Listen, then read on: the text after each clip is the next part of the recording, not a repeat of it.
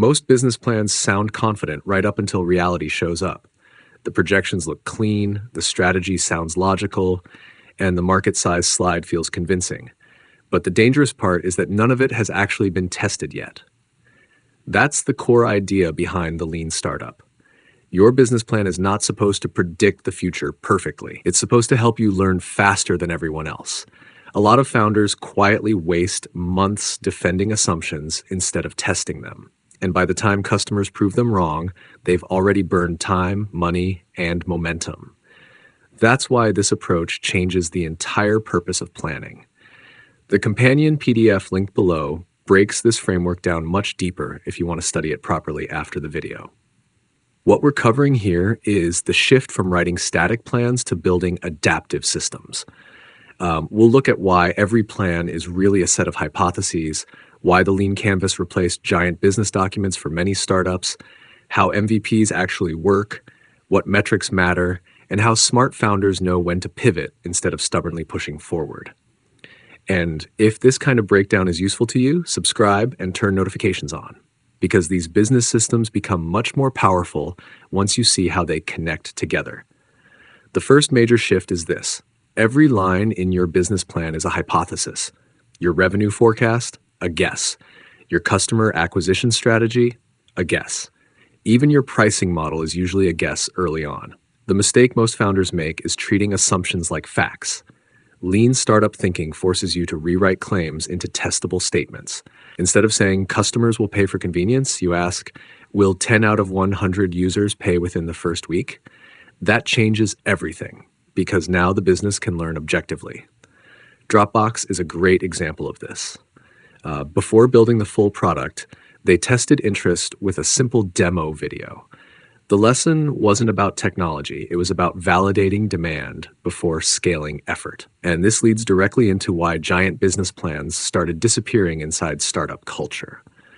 The lean canvas replaces 40 pages with one page because clarity matters more than volume.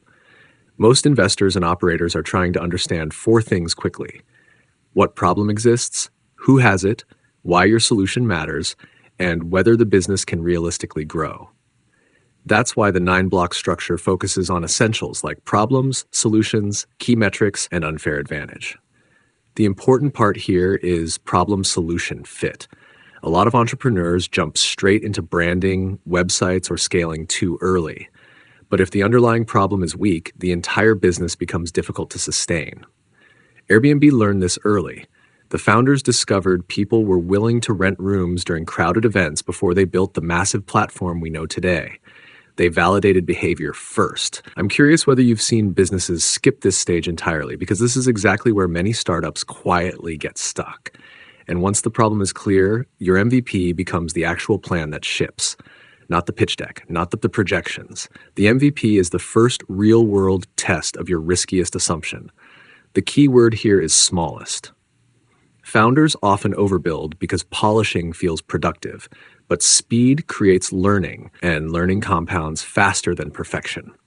This is why Lean Startup prioritizes shipping something simple to real customers immediately. Even a landing page, manual service, or prototype can reveal more than months of internal planning. The dangerous part is that overbuilding often looks smart while you're doing it. But if nobody wants the product, all that sophistication becomes expensive waste.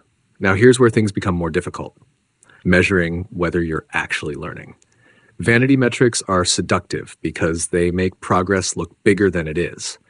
Downloads, impressions, and page views can grow while the business itself stays weak. Retention and behavior tell the real story. That's why innovation accounting matters. The goal is proving whether customers consistently return, engage, or pay.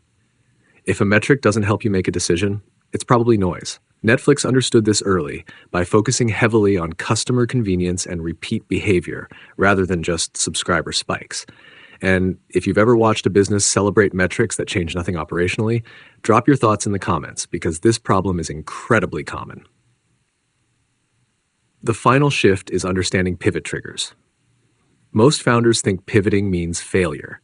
In reality, structured course correction is often a sign the company is learning correctly. The smartest businesses define trigger points ahead of time.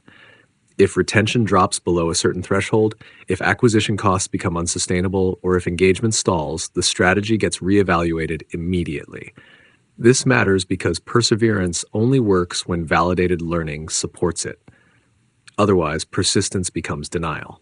What follows from all of this is a completely different definition of a business plan. It's no longer a document designed to look impressive. It becomes a learning engine designed to discover truth quickly.